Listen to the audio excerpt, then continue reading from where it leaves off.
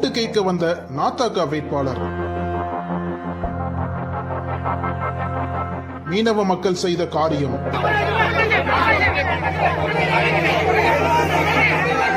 அதிரும் மயிலாடுதுறை மாவட்டம்.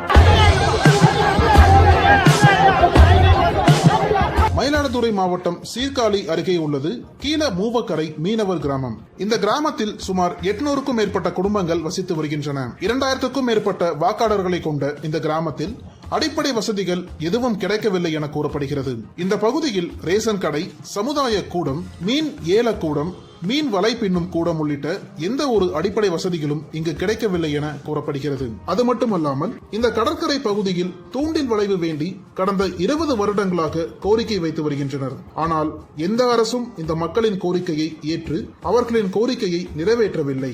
இதனால் ஆத்திரமடைந்த இந்த கிராம மக்கள் நமக்கு அடிப்படை வசதிகளை செய்து தரும் வரை நாம் ஓட்டு போடக்கூடாது என திட்டமிட்டுள்ளனர். இதற்காக கிராம தலைவர் மற்றும் நிர்வாகிகள் மூலமாக ஊரை ஒன்று கூட்டி கூட்டம் நடத்தியுள்ளனர். அப்போது கிராமத்திற்கு அடிப்படை வசதிகள் வேண்டி தேர்தலை புறக்கணிக்கலாம் என்றும் போராட்டம் நடத்தலாம் எனவும் ஒருமனதாக முடிவெடுத்துள்ளனர். அதன்படி முதற்கட்டமாக வருகின்ற பாராளுமன்ற தேர்தலை புறக்கணிக்க போவதாக போஸ்டர் அடித்து சுற்றுவட்டார கிராமங்களில் ஒட்டியுள்ளனர்.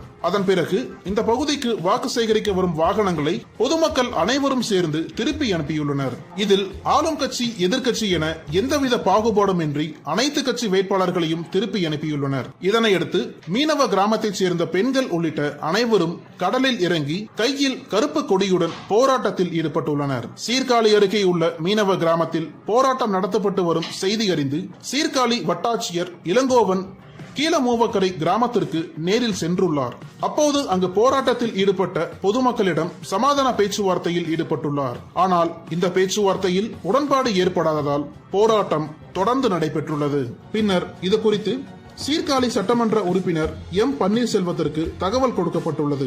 தகவலின் பேரில் சட்டமன்ற உறுப்பினர் சம்பவ இடத்திற்கு சென்றுள்ளார். அப்போது அங்கிருந்த மீனவ மக்கள் அவரை இங்கு வரக்கூடாது என எதிர்ப்பு தெரிவித்துள்ளனர்.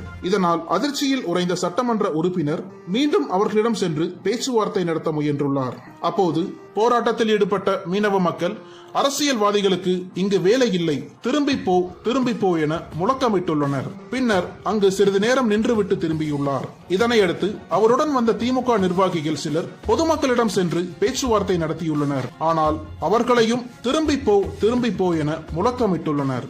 இது தொடர்பாக அந்த கிராம மக்களிடம் கேட்டபோது, எங்கள் பகுதிக்கு நாங்கள் கேட்கும் அடிப்படை வசதிகளை செய்து தந்தால் மட்டுமே நாங்கள் இந்த தேர்தலில் வாக்கு செலுத்துவோம் எனவும், இது தொடர்பாக மயிலாடுதுறை மாவட்ட ஆட்சியர் மகாபாரதி பேச்சுவார்த்தைக்கு வந்தால் மட்டுமே போராட்டத்தை கைவிடுவோம் எனவும் கூறியுள்ளனர். இதற்கிடையில் இது குறித்து தகவல் அறிந்த நாம் தமிழர் கட்சியின் மயிலாடுதுறை வேட்பாளர் காளியம்மாள் போராட்டக்காரர்களை சந்திக்க சென்றுள்ளார். அங்கு சென்றவர், நானும் மீனவ குலத்தில் பிறந்தவள் தான், எனக்கு உங்களின் நியாயம் தெரிகிறது என கூறி பேச ஆரம்பித்தவர், எனக்கு வாக்களித்தால் நான் உங்கள் பிரச்சனைக்கு தீர்வு கொடுப்பேன் என கூறியிருக்கிறார். உடனே உஷாரான கிராம மக்கள், நீ மீனவ பெண்ணா இருக்கலாமா, இங்க எந்த கட்சியும் நாங்க நம்பல, இனி நம்ப போறதும் இல்ல, நீ கிளம்பு என அவரையும் காட்டமாக பேசி திருப்பி அனுப்பியுள்ளனர்.